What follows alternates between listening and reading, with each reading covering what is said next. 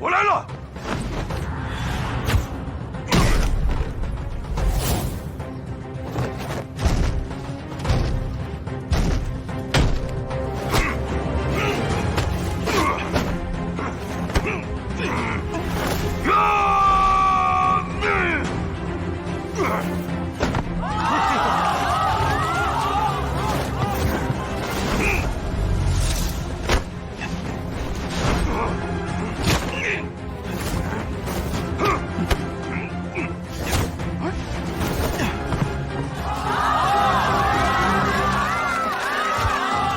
是你摔我呀！摔跤我确实不会，以拳脚之灵巧对你的教术太不公平，你我还是不比了吧。你说什么？你个打拳的看不起我摔跤的！今天我要是输了，就亲手撕了那面谁教的旗子！呀！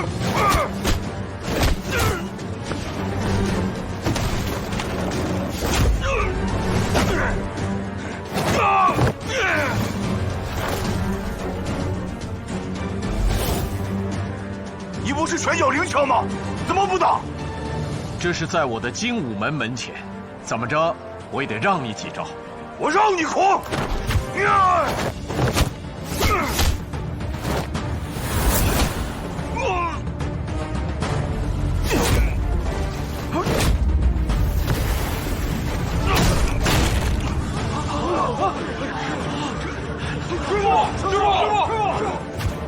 承让。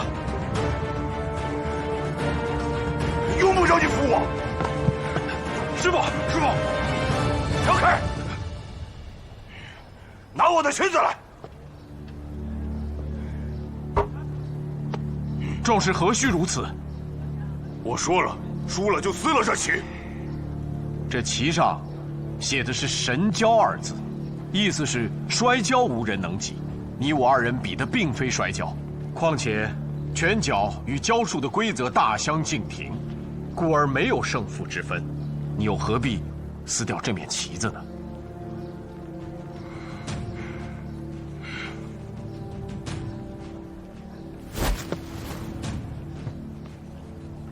阿图兄弟，这面旗子来的不易，为了一个霍元甲给撕了，岂不是可惜？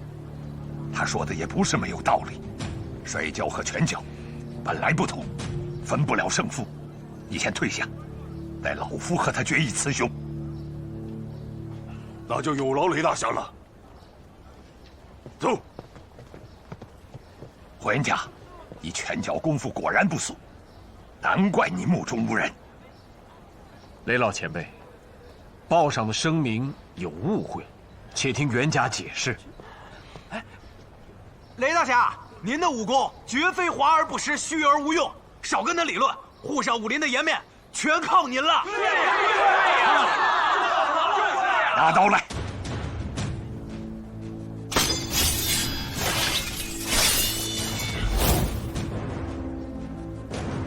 雷某虽然以八卦掌闻名，今日却和你兵器相见。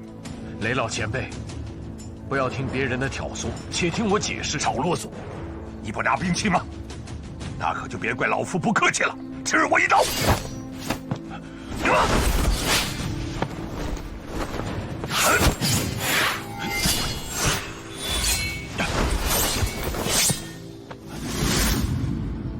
你还不拿兵器？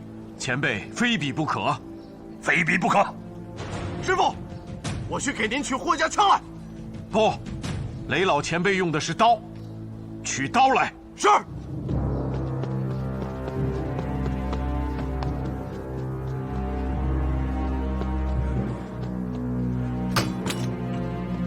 哎，刘振生，不是说好了比划拳脚吗？怎么还动起刀枪来了？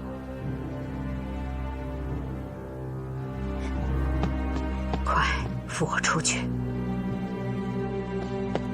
师傅，宝刀在此，接刀！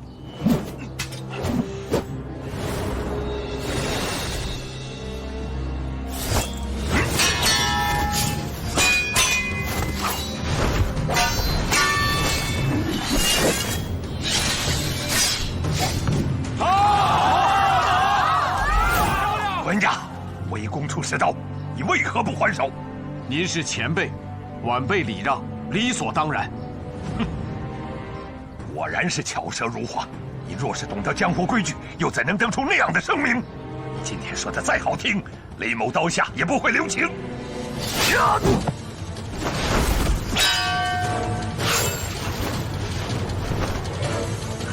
怎么样了？娘，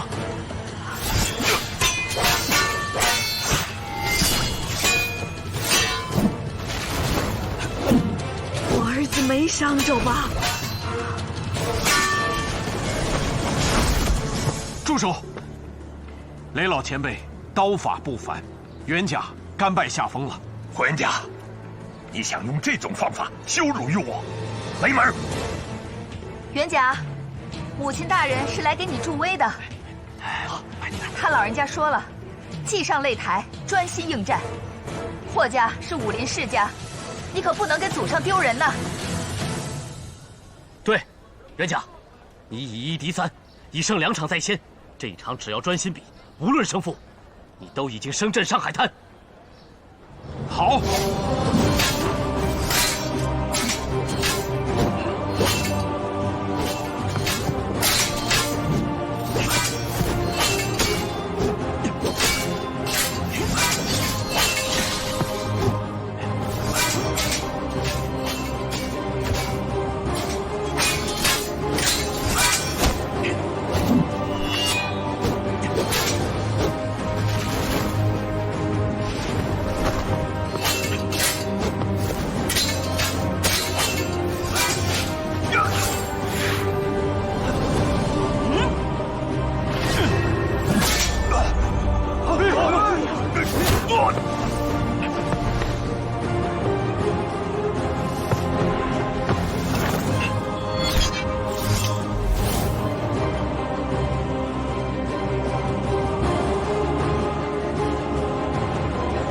王武，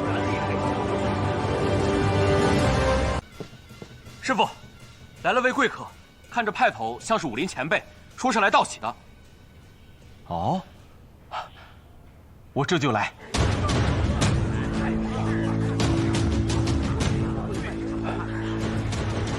来者定是沪上武林的前辈。袁甲初来乍到，在此请问前辈尊姓大名？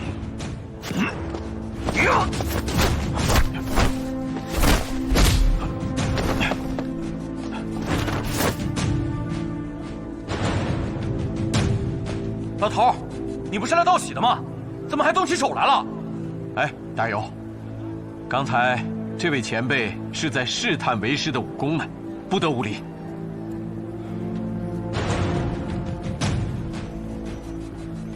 前辈，刚才您那几掌出神入化，冤甲佩服。请问，您是八卦门的哪一位前辈啊？哼，有眼无珠的家伙！告诉你，这位就是八卦掌江南第一高手，美髯公雷霆云。啊，原来是雷老前辈，失敬失敬。小的时候就听家父说过，前辈是八卦掌的一代宗师，今日得见，三生有幸。哟，说的倒是好听。不如跪下，磕仨头，认了干爷爷，然后自己砸了精武门的牌匾，改投八卦门算了。你再说一遍。哎，这位先生，何以出言不逊呢？是你出言不逊在先，还怪得了别人吗？袁甲什么时候得罪过前辈？你少装糊涂！雷某今天就是专门来找你比武的。你不是说沪上武风华而不实吗？今天我倒要领教领教你实在哪里！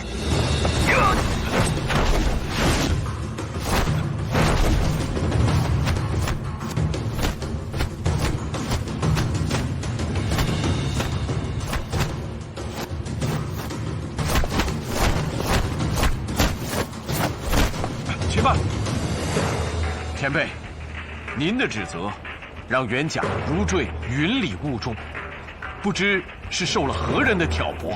住嘴！你自己口出狂言，还说别人挑拨，袁家何曾口出狂言？那我问你，金门霍元甲可有第二个？应该没有吧？那就是了。沪上武林中人，岂容你羞辱？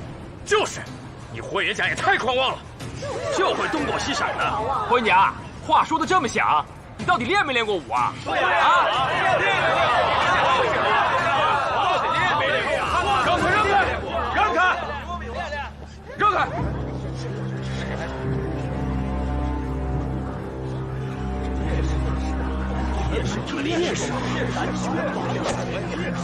霍元甲在哪儿？让他出来受死，要不然我就砸了他的精武门！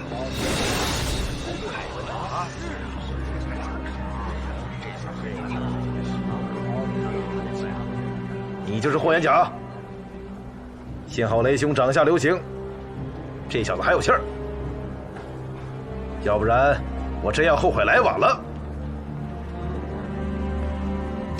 这位南拳的叶前辈，袁甲和雷老前辈有些误会。误会不了，雷兄眼里不揉沙子，这一点跟我叶双行一模一样。雷兄年长，先在一旁观战，待我先打折他的3根肋骨。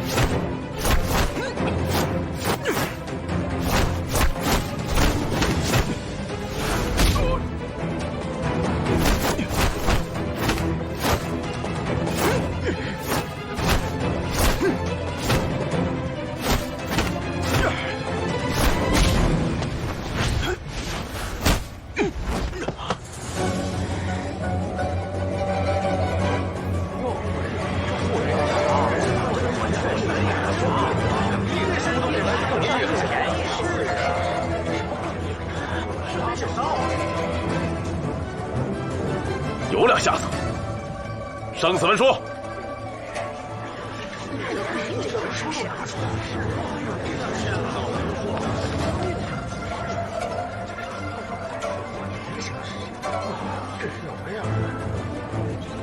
看见了没有？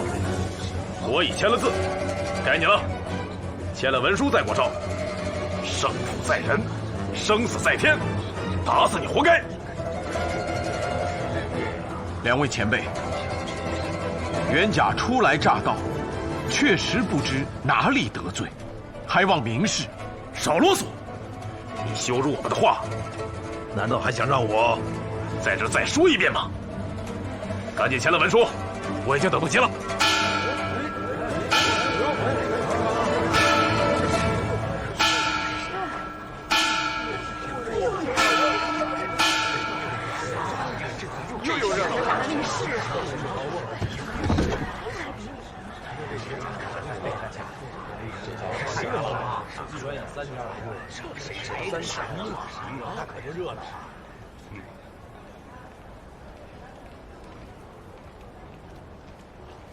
请这干啥？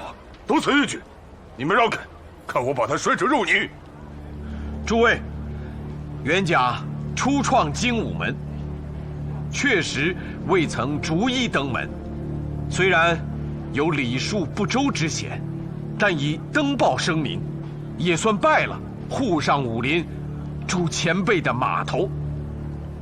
你们又何以如此为难霍某？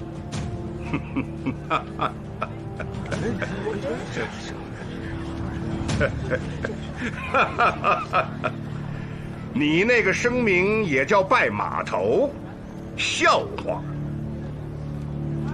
荣先生，荣先生，荣先生，哎，就连荣先生都来了。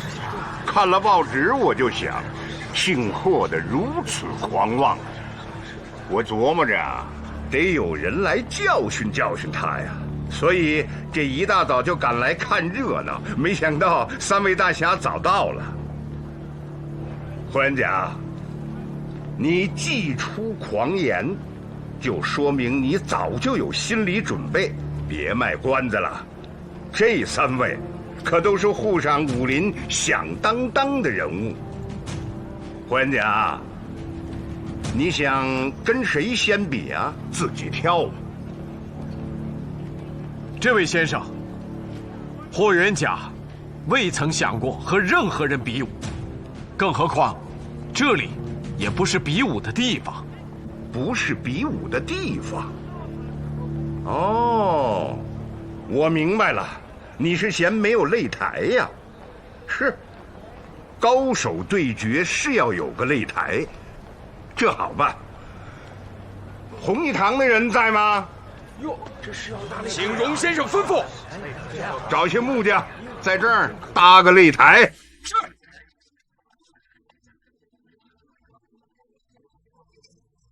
今天是精武门的开张大喜，霍元甲不想比武。不想比武。哦，明白。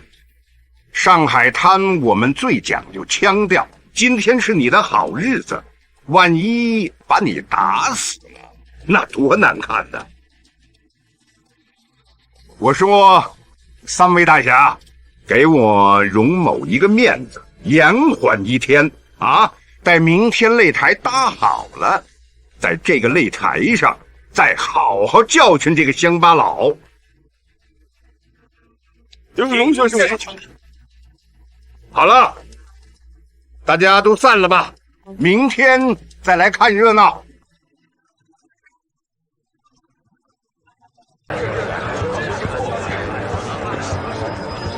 霍元甲，明天擂台之上有你好看。滚！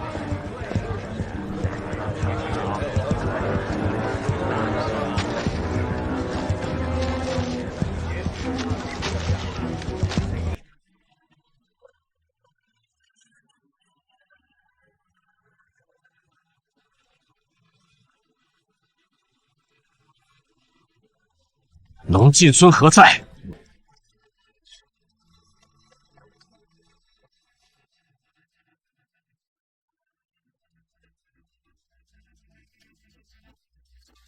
龙先生，师傅让我和大师兄到处找你，就是找不到。你到哪儿去了？大友，你小声点，我够着急的。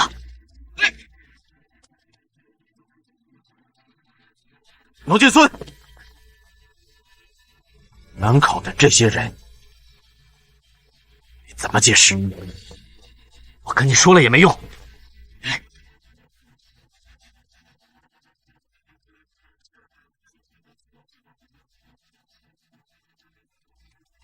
你干什么？你干什么？假惺惺的跟我师傅说来上海大有可为，却在报纸上登这些，你要害死我师傅吗？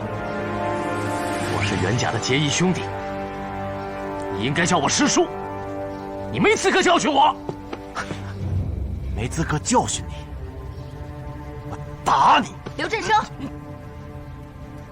你师傅已经够着急的了。农先生是自己人，这时候绝不能起内讧。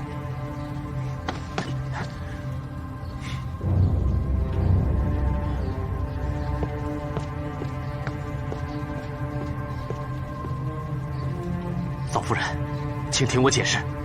袁甲等候你多时，你还是跟他解释吧。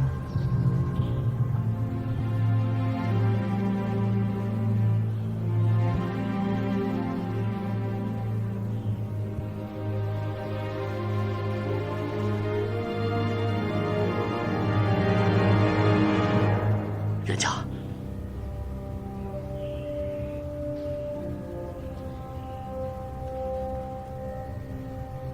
你究竟意欲何为？你跟我走。去哪儿？海上新报。你不亲自跟我去报馆，这件事情我解释不清楚。你想说，这字斟句酌的精武门创立声明，不是你妄自改动的？当然不是。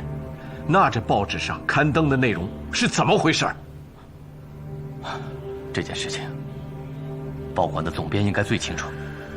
一早看到报纸，我就吓坏了，连忙赶到报馆找他们理论。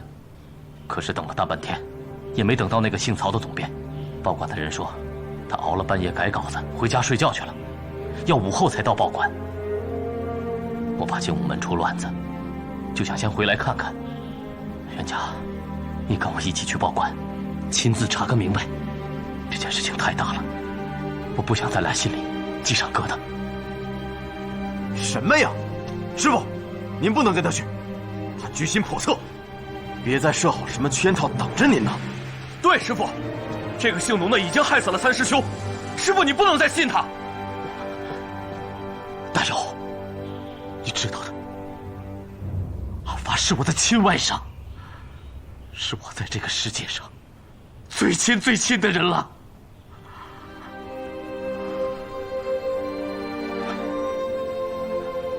袁家，你若信我，就跟我去报馆查个究竟；若不信我，我也不再解释。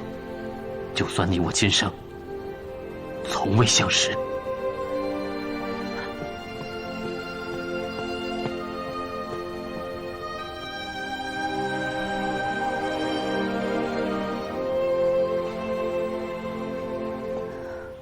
袁家，大难临头之际，是农先生替咱们埋葬父兄，按道理，他还是可信的。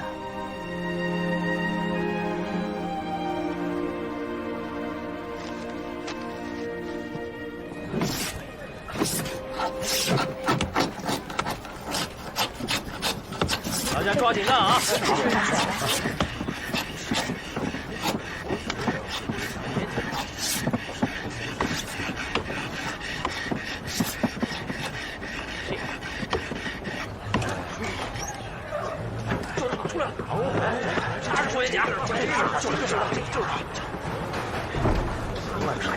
回家！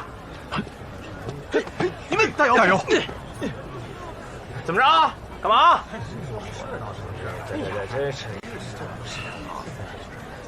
师傅，我们陪您去。不用，把门插好，无论谁捣乱，都不准开门。没意思。对呀。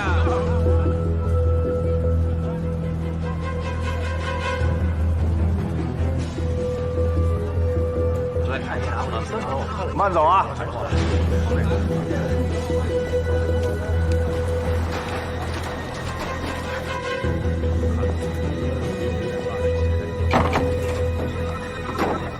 我要见你们曹总编。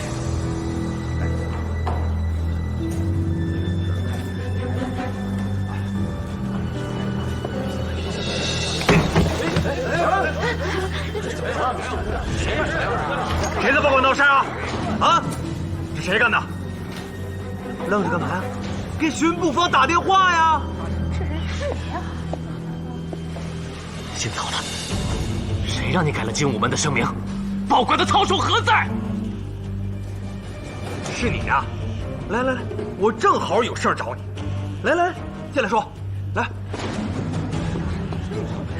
坐。我就问你，是谁让你改了我们的声明稿？消消气啊，消消气。我先问你一个问题：到上海滩来开精武门的霍元甲，他到底能不能打？你什么意思？我今天一大早派了3个记者，到你们精武门门口守着。八卦掌的第1高手雷霆云、南拳王叶双行，还有神蛟巴图，他们3个能凑到一起，这本身就是个大新闻呐。更重要的是，连荣先生都惊动了。可这霍元甲，他为什么不打呀？他只要一打，报纸明天的销量能翻一番。要是能打死一个，能翻2番。你是为了卖报纸，就改了我们的声明啊？实不相瞒，这个小报最近销量一直在下滑，这个报馆就快办不下去了。幸好有你们的声明，你知道吗？今天的报纸多卖了800份，800份呢！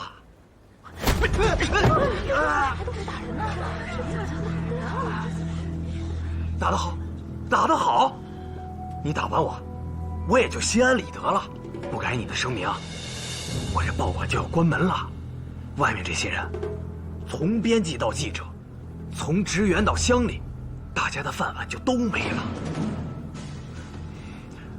关键是，我已经欠了他们3个月工钱，他们能饶得了我吗？你一个人打，也就是解解气，他们要动起手，那是要我的命啊！你，好了好了，你也消消气。现在咱们说点正事啊。霍元甲一个乡巴佬来到大上海开精武门，不就是为了挣点钱吗？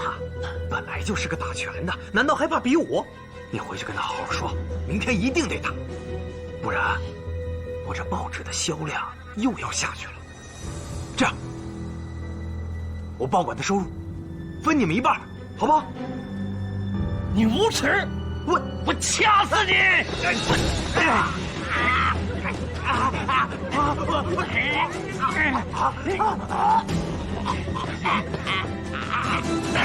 孙，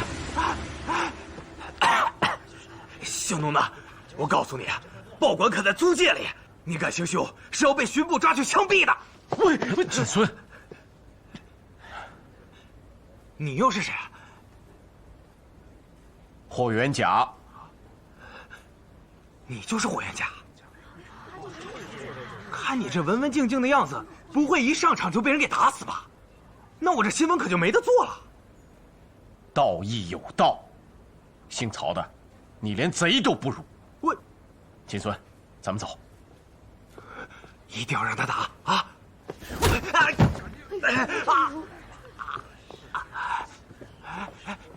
一定要打！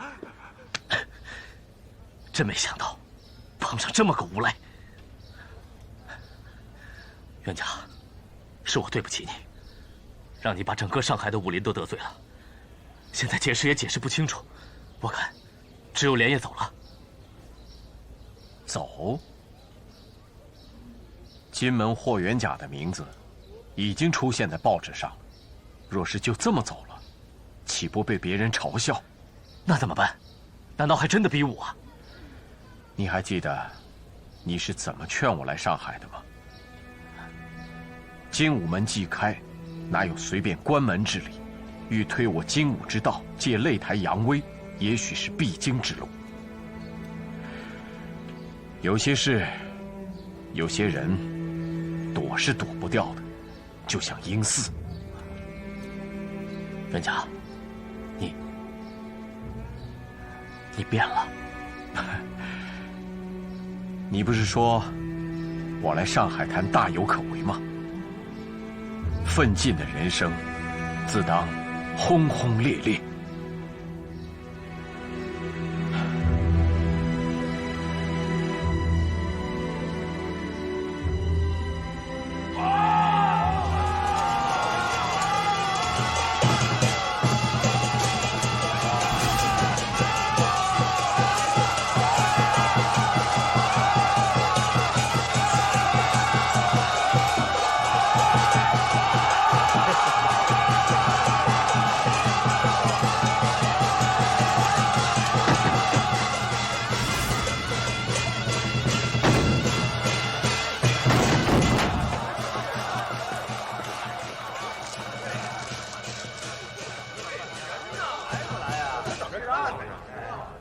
霍元甲怎么还不出来呀？啊，是不是怕被打死啊？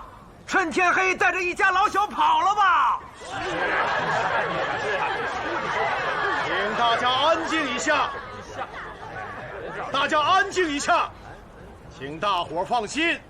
昨天夜里，荣先生已经派足了人手，把他们的家围得水泄不通，想跑没门儿。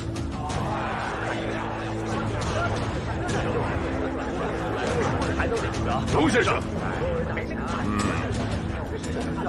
这个霍元甲，昨天我见到，根本就不是这3位爷的对手，怕就怕一个回合就被打死了。那咱们的新闻就没得做了。总编有什么好主意？我们的目的是利用这次比武啊，把报纸的销量给推上去。要做到这一点，报纸就要有名，对不对？对，报纸要有名，总编要先出名，对不对？对啊，对。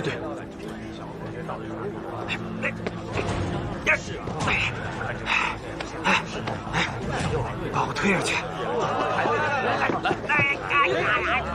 来，一边！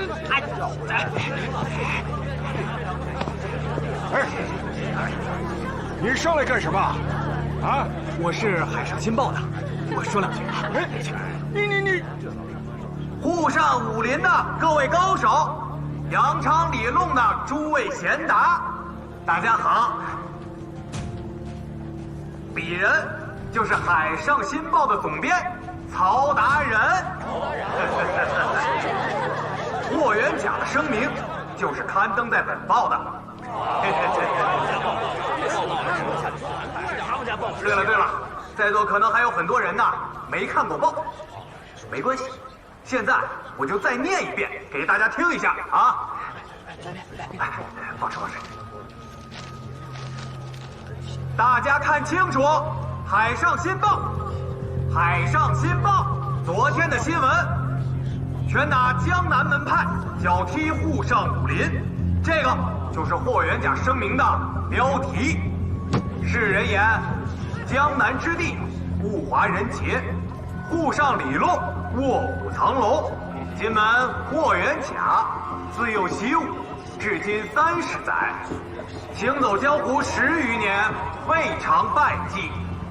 今初来贵地，开精武门于闸北，继承武林，当见拳脚，共处江湖，必有刀枪。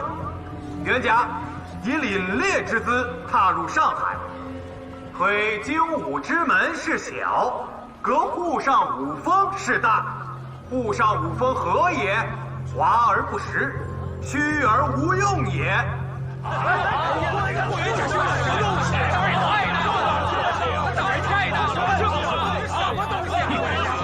还没完啊！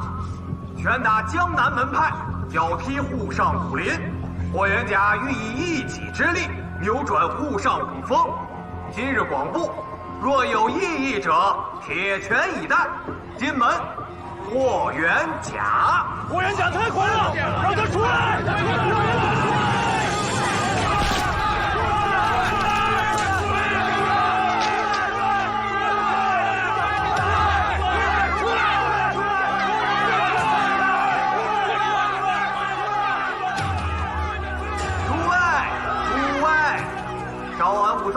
再听曹某人多啰嗦两句，看见霍元甲送来的稿件，气得我真想把他撕得粉碎。可后来我又一想，如果我不把他登出来，霍元甲这个乡巴佬是不是就会以为咱们上海滩没人呢？今日之比武，本报将以追踪报道的方式，奉上相应的照片以及文字，以响海上新报的忠实读者。海上新报，我怎么没听说过？哦，这是一家快要倒闭的小报。昨天刊登了霍元甲的声明之后，报纸多卖出几百份啊！哼，我说呢，这个主编这么卖力气。哎，你费了半天的劲。就是想卖报纸啊！这霍元甲什么时候出来啊？就是这样，为了防止霍元甲做缩头乌龟不出来，大家跟我一起喊，让他出来应战，如何呀？霍元甲，别当缩头乌龟，出来应战！霍元甲，出来应战！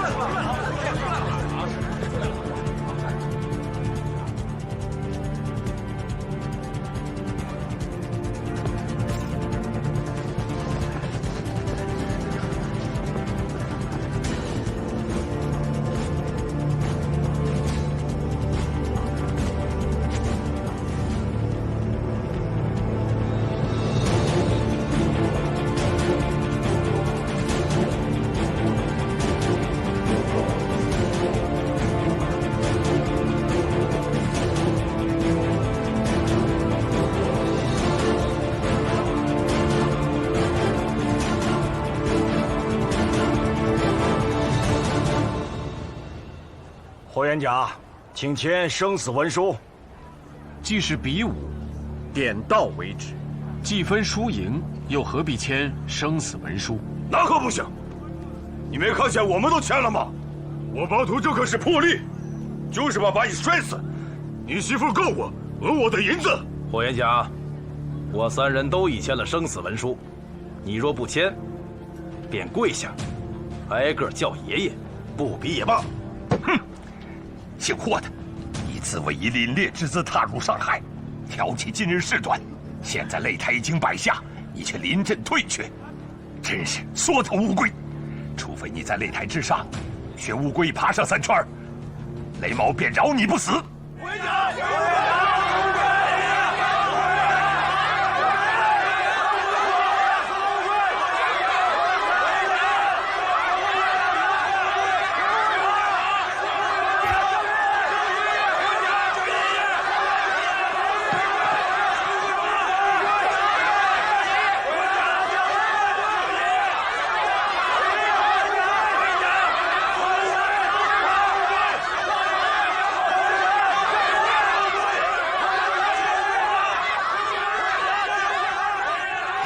霍元甲，要不要我拉你上来啊？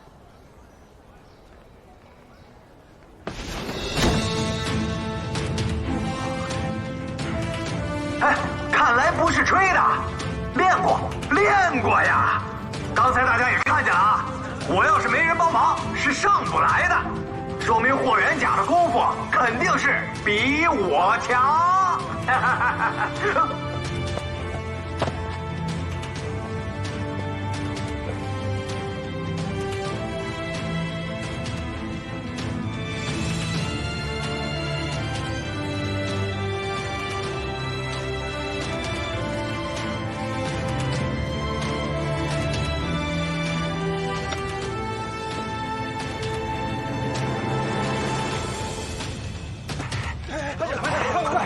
你！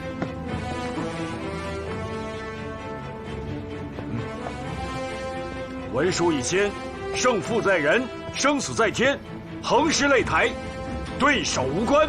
霍元甲，沪上武林3大高手都在下面，先跟谁比武，你自己挑吧。既如此，愿先讨教南拳。好，现在有请五鹤双形震天下，劈山倒海南拳王叶双形叶师傅上场。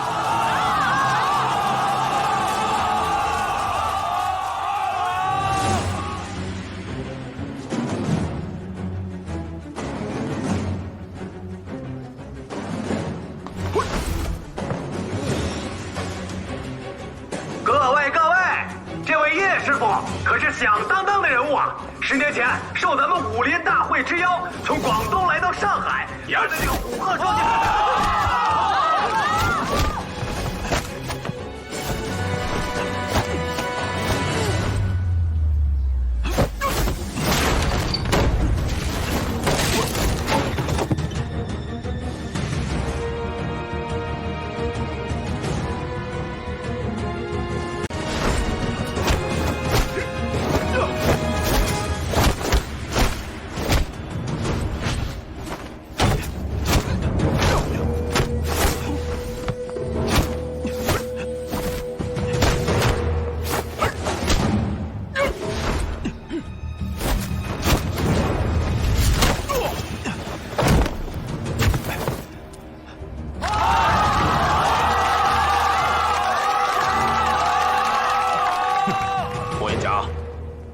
该出拳了吧？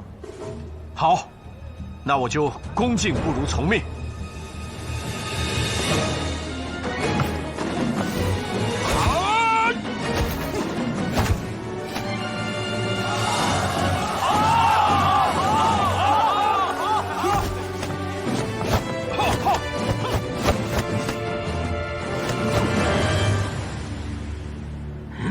你会打南拳？略知一二。不用自家本领，竟用南拳对我，狂妄之极，欺人太甚！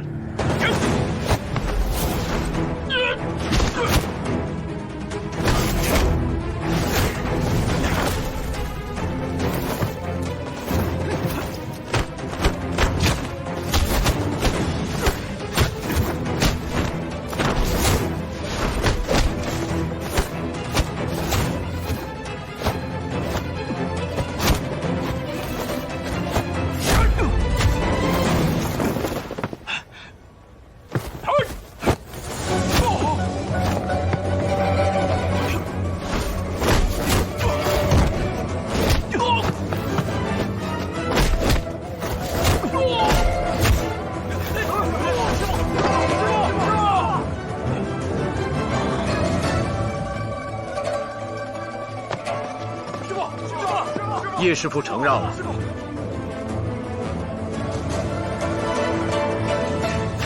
你赢了。叶双行技不如人，今日就离开上海滩，回广东。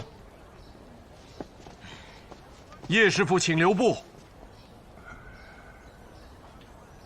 你还要怎样？叶师傅，刚才你我同用南拳过招时，袁甲已落下风。之所以取胜，是因为我拳路突变，侥幸而已。叶师傅的南拳，鹤借虎威，虎随鹤行，出神入化。袁甲学武多年，虎鹤双形也只是听说过，今日得见，十分钦佩。希望日后能与叶师傅共同切磋武功，相互学习。哼，输了就是输了。叶某人认账，用不着你奉承。哼，叶师傅，就算是输了，你也用不着离开上海滩。你我三人同写着生死文书，谁赢他都算赢。我来了。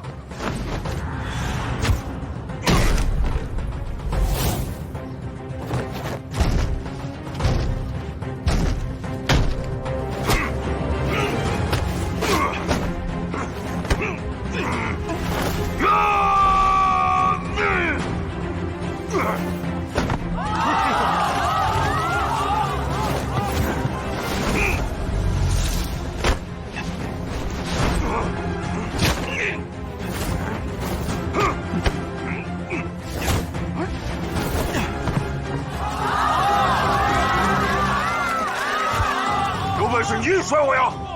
摔跤我确实不会，以拳脚之灵巧对你的招数，太不公平。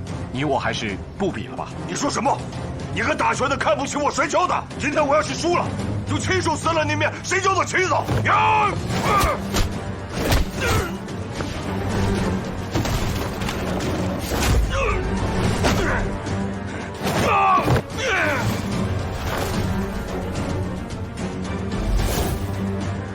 你不是拳脚灵巧吗？怎么不打？这是在我的精武门门前，怎么着我也得让你几招。我让你狂！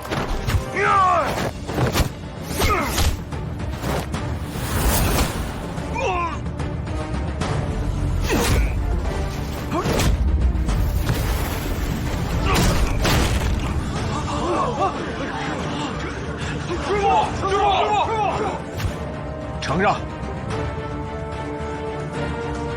用不着你扶我。师傅，让开！拿我的裙子来！壮士何须如此？我说了，输了就撕了这旗。这旗上写的是“神交”二字，意思是摔跤无人能及。你我二人比的并非摔跤，况且拳脚与跤术的规则大相径庭，故而没有胜负之分。你又何必撕掉这面旗子呢？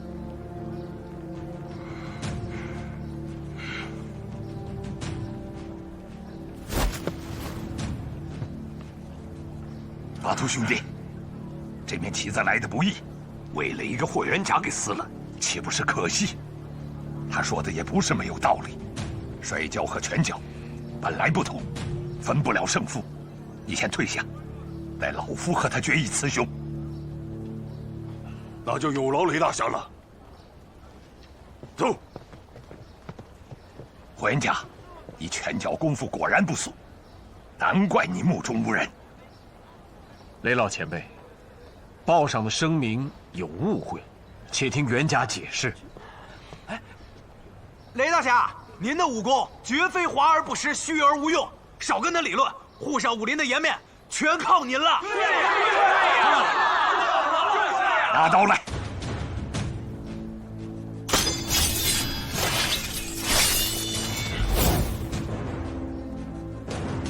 雷某虽然以八卦掌闻名，今日却和你兵器相见。雷老前辈，不要听别人的挑唆，且听我解释。少啰嗦！你不拿兵器吗？那可就别怪老夫不客气了，吃我一刀！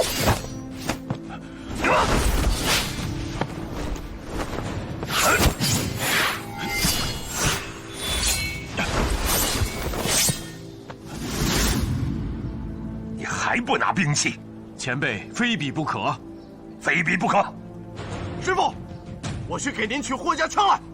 不，雷老前辈用的是刀，取刀来。是。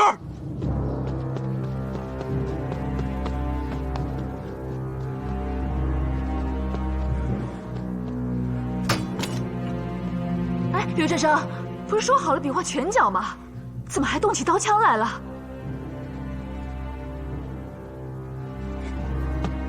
快扶我出去！师傅，宝刀在此，接刀！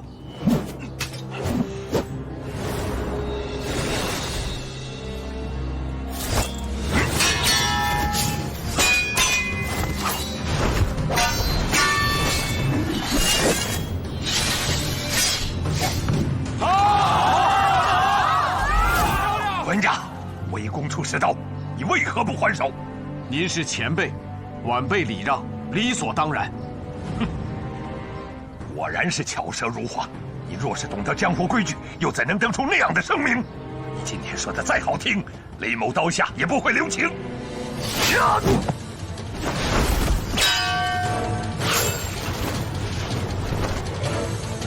怎么样了？娘。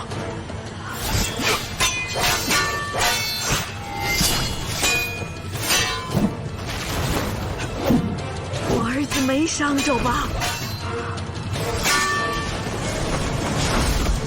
住手！雷老前辈刀法不凡，袁家甘拜下风了。霍元甲，你想用这种方法羞辱于我？雷门！袁甲，母亲大人是来给你助威的。他老人家说了，既上擂台，专心应战。霍家是武林世家，你可不能给祖上丢人呐。对，袁甲，你以1敌3，已胜2场在先，这一场只要专心比，无论胜负，你都已经升镇上海滩。好。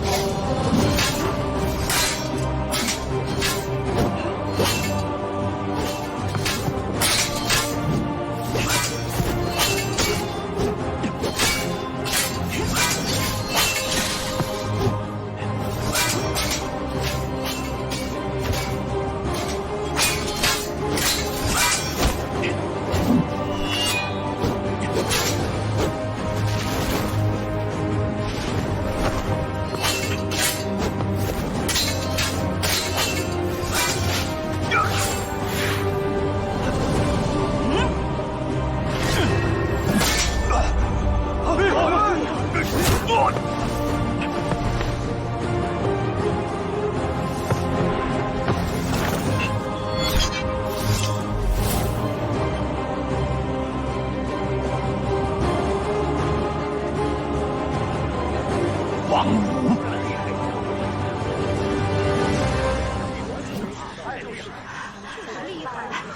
娘，霍元甲，你手上这把刀从哪里来的？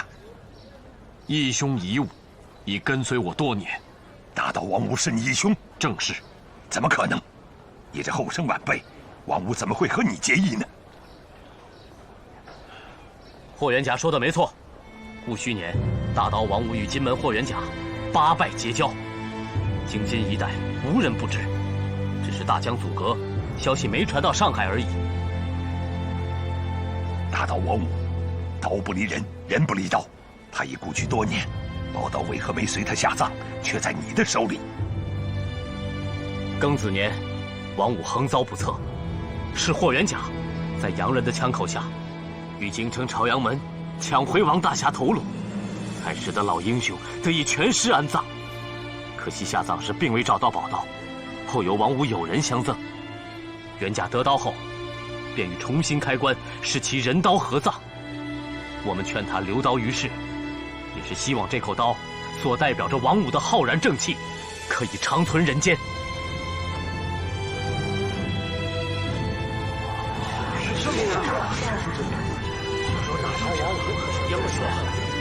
霍元甲，我问你，果真如此？正是如此。既然你做人方正，又为何在报上口出狂言呢？我刚才说过了，这里面有误会。报上的声明，并非是我撰写的原稿。别拍了，快走快走！拦住这个姓曹的！拦住他！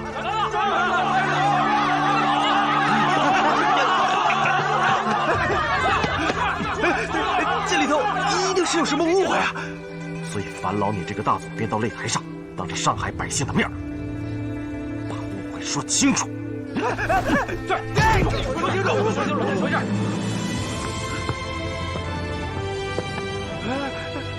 开保管的，刚才你在台上油嘴滑舌的，我看你就不是好东西。你说，你登的声明可是出自霍元甲之手？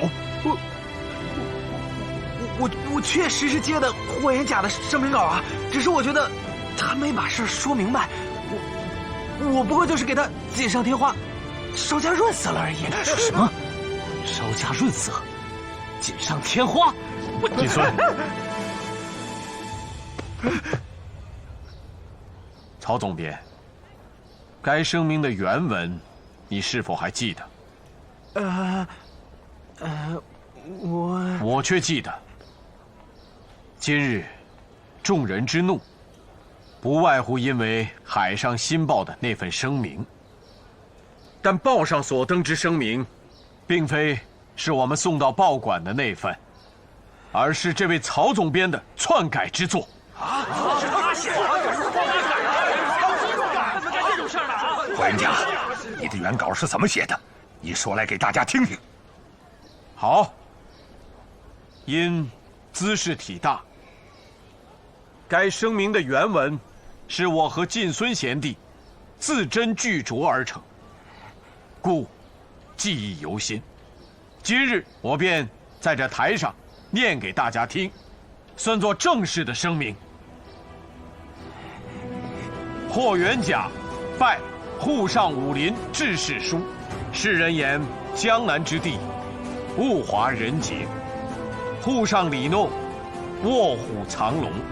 霍某自幼习武，后因事流落江湖，机缘巧合来到贵地，贸然开精武门于闸北，诚惶诚恐，夙夜不安，故以声明为帖，呈拜上海武林诸前辈。精武之力，非以门派自诩，实欲求强中华国民之体魄，除东亚病夫之谬论。今门霍元甲再拜。原来这么回事啊！姓曹的总编真不是个东西，篡改声明，挑拨离间，安的是什么局啊？无良文人想多卖几份报纸而已呗。姓曹的，都是你干的好事。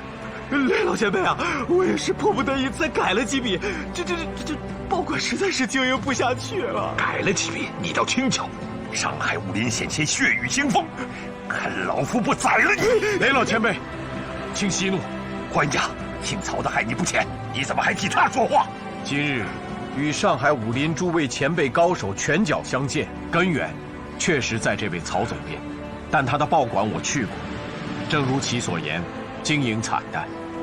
我想，作为一报之总编，一时昏了头脑，做了错事，也在情理之中，绝非十恶不赦之辈。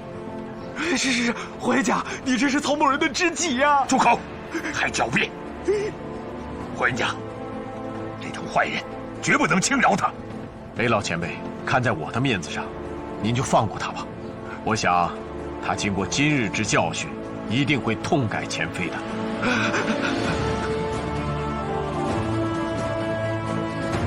滚！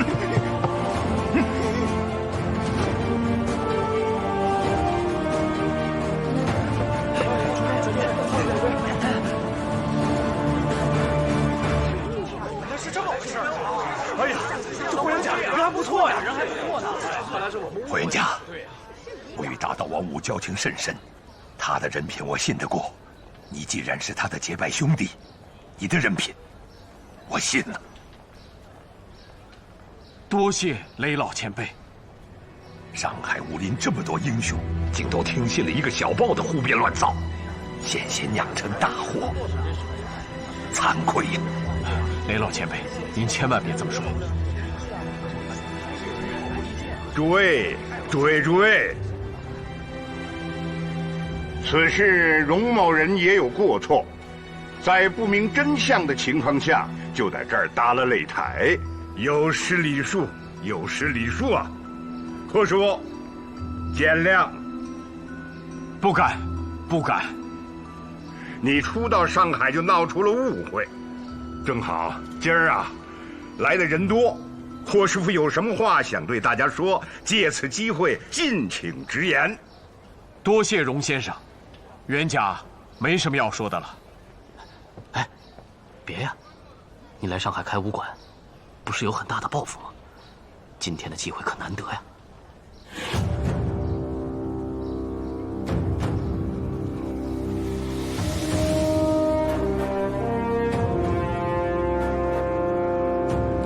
诸位父老乡亲，沪上的武林同道，如今国事艰难，洋人肆虐，万民羸弱，作为武林中人，如何能激发国民习武强身之愿望，实为今日之所急。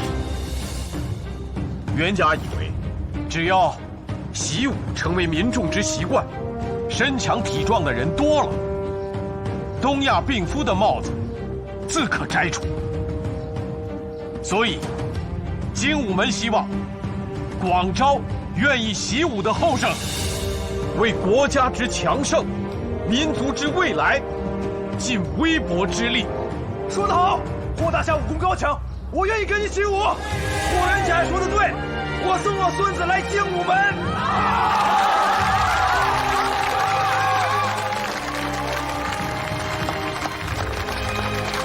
霍元甲，不，霍大侠，我们海社金报愿意为精武门免费登1个月，1个星期广告。如此，多谢曹总编了。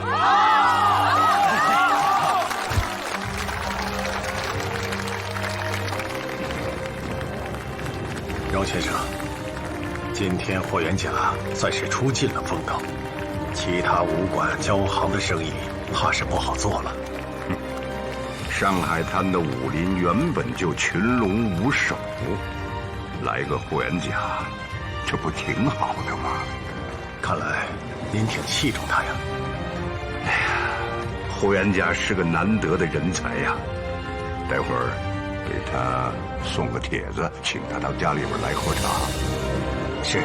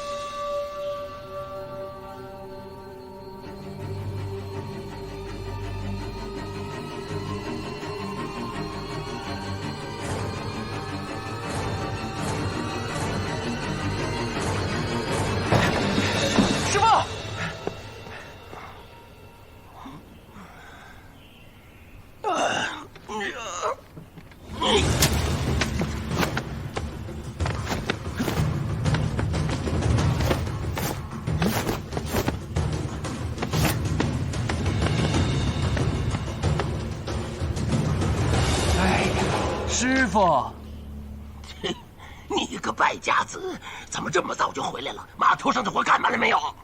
你也不想想，领不到工钱，咱们爷儿俩吃什么啊？师傅，今天码头有条从上海来的船，他们都在议论一件事情。哼，我让你白天专心干活，晚上专心练武啊！你一个败家子啊，长着耳朵偷听别人东谈西论的干什么？师傅，他们都在议论打擂台的事情。有个人开了个叫精武门的新帮派，连续打赢了3位武林高手，名震上海滩。切，上海哪有什么高手？还精武门，这帮派名字就不吉利，长不了。不要理他了。哎呀，饿死了！开精武门的人叫霍元甲。什么？你再说一遍，精武门是谁开的？霍元甲。可是从天津来的。没错，报纸上写得很清楚，金门霍元甲。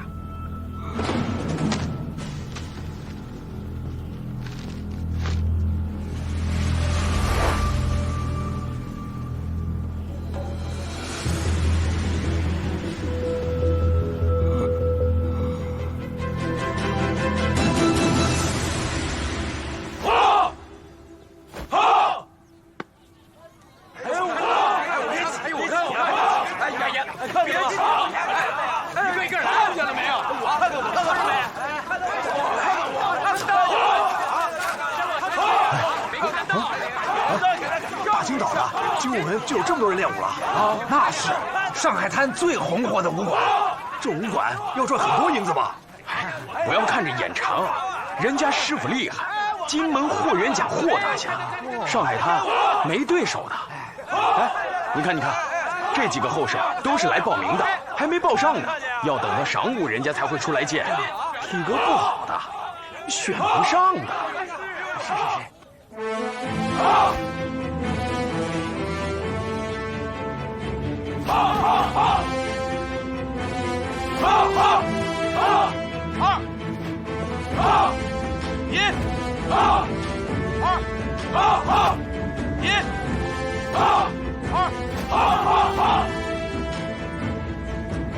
师傅走，师傅走，大家走，继续。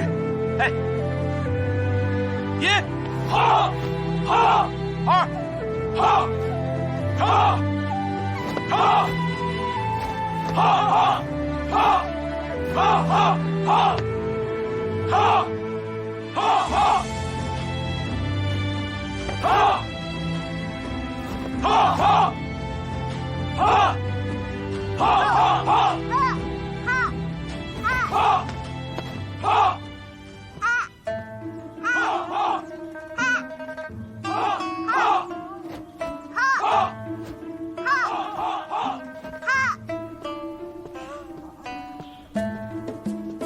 哎，怎么了？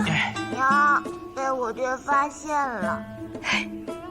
我早就跟你说过，你爹是不会让你练武的，你就是不听话，惹你爹生气了吧？没生气，我也从来没说过不让东爵练武啊。是因为习武，我惹了不少祸，但我不后悔。没准等东爵长大以后，我们这个国家人人都体格强健，我可不能让东爵落于人后啊。娘，我爹让我练武，我要去练。东爵啊，现在可不行，你还小，这筋骨还没长成，还不适合练武。那要等到几岁呀？爹是从7岁开始习武的，你就等到7岁吧。啊，7岁。娘，早。娘，早。早。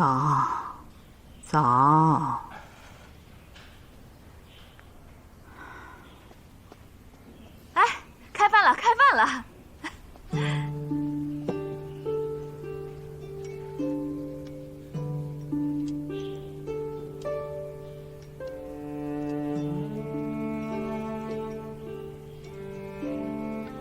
娘，你没睡好吧？啊，肯定是前来学武的弟子太多了，连内院都占上了，天还没亮就练武，一定是吵到你了吧？你爹年轻的时候也是天不亮就练武，我早就就习惯了。啊，可是您的脸色可不太好。做噩梦了，连着3天，同样的梦，一闭上眼睛就被吓醒。啊，那什么梦啊？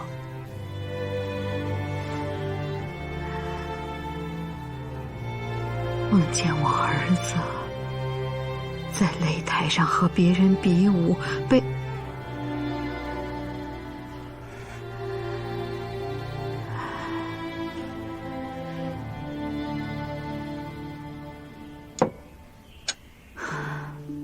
准是那天在门口打擂台，把娘给吓的。兄弟，你武艺强，娘跟我都知道。可来的那几个人，他也是如狼似虎。你说他万一要是不守规矩一起上，那你不是又吃亏了吗？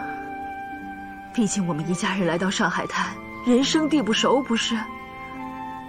你要是有个3长2短，你说这一家子，娘，还有3个没长大的孩子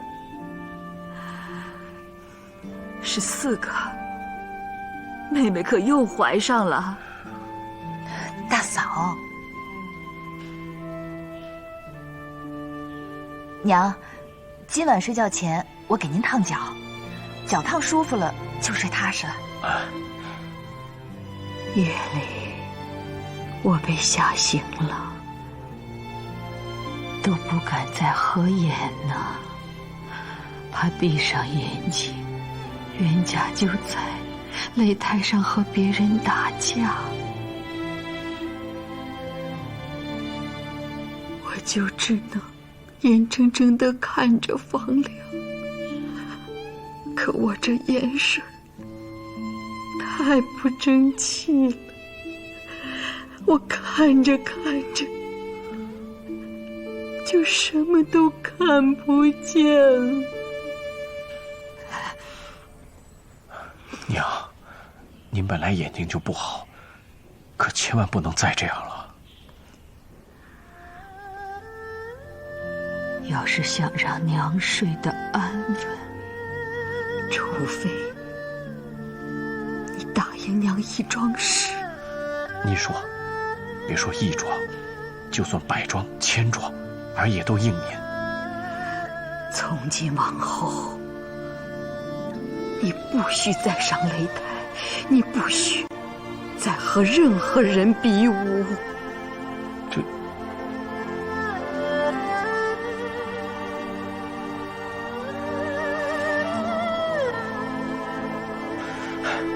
娘，您放心，儿答应您。好，这回可好了，娘可以睡个安稳觉了。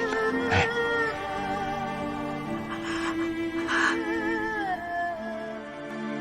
加油！加油！加油！加油！加油！加油！加油！加油！加油！加油！加油！加油！让开！加油！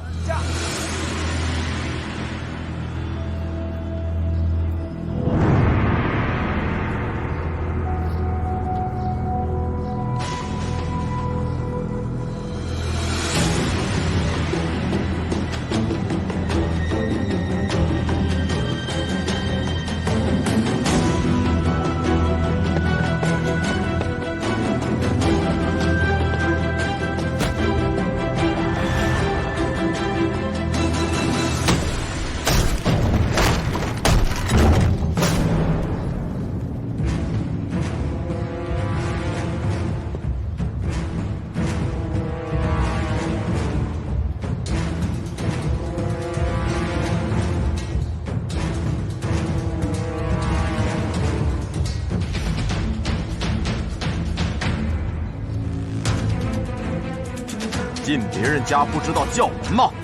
学武得等到晌午才能报名。你是霍元甲？你谁呀？小小年纪竟然敢直呼我师父的名讳！哦，原来是霍元甲的徒弟啊，也敢教武功骗钱，丢人现眼！你说什么？怎么回事？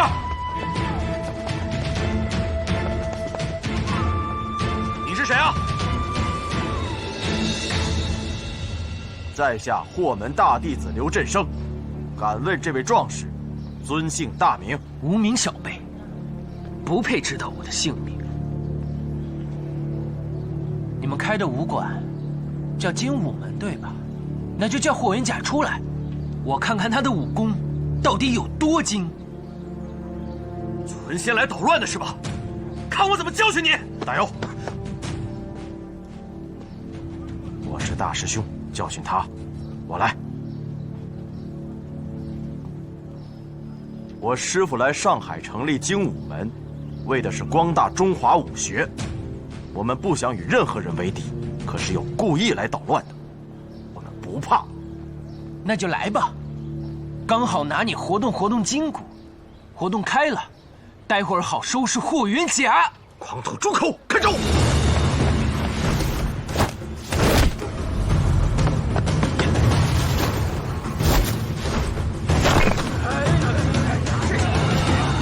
没见过事儿啊，可以练过，够厉害的，年纪轻轻就会做了，没看出来啊！呀！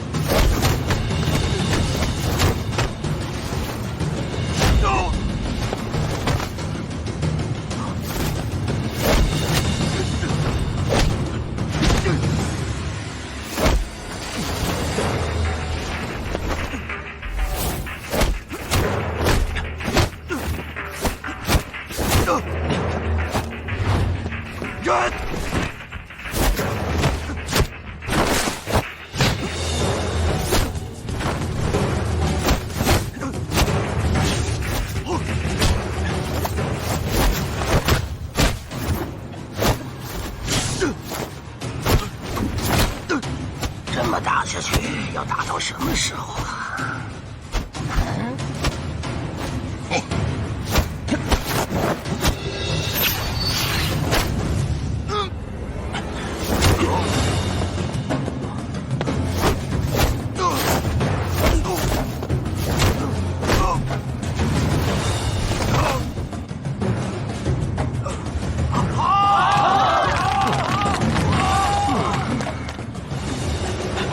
师傅，有人来捣乱，大师兄跟他打起来了。元甲，啊，娘，我去看看。您放心，我不和别人比武。没事。你还带了帮手啊？谁啊？哪个暗器伤人？站出来，我看看。输了就是输了，还找借口。让我来。娘！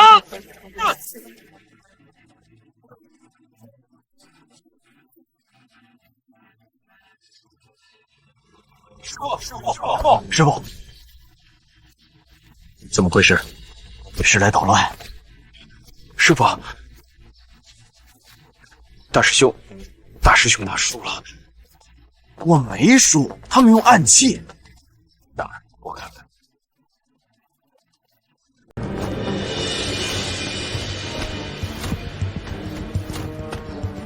师傅，这小子不是一个人来的，有帮手。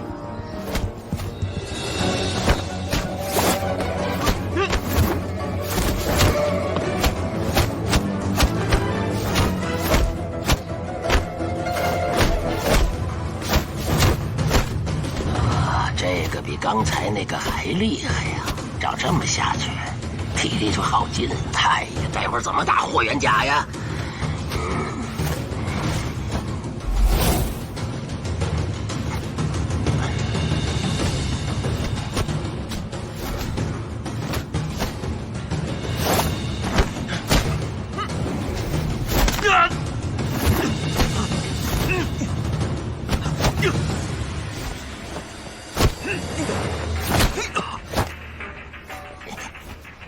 我虽然与他过了招，但没看出来他使的是哪门哪派的拳法。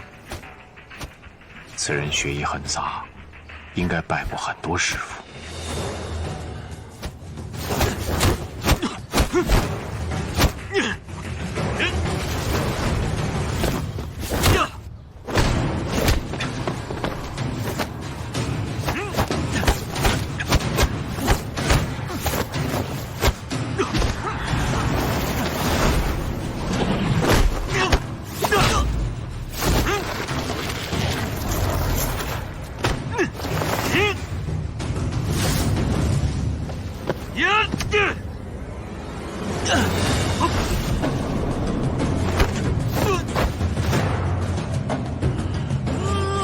右腿。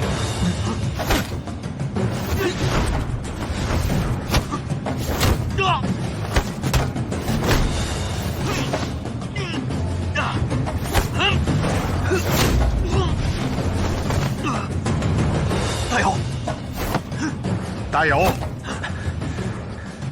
切磋武功应点到即止。你输了。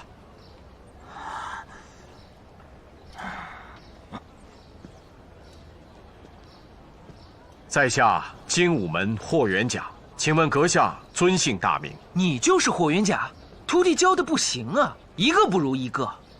来吧，该你了。这位小兄弟，你刚才的身手我已经见过了，失敬失敬。来，请到里面喝茶。喝茶？喝茶我可不感兴趣，我是来找你打架的。我从来不和别人打架。哦，我说错了，不是打架，是比武。你开武馆的，不会不与人比武吧？海上新报我也看了，连续赢了3位武林高手，难道都是你请的戏子，故意输给你的，帮你上报纸收徒弟骗银子的吗？这位小兄弟，你我素不相识，何故口出狂言呢？我可早就知道你了，我日夜练武功，就是希望有朝一日能够打死你。哦，看来这位小兄弟和霍某有夙愿了，请报上尊姓大名。我的名字可长着呢，你听清楚了啊！洗耳恭听。我的名字叫拳打霍元甲，脚踢精武门，这10个字好听吗？快来受死吧！哎。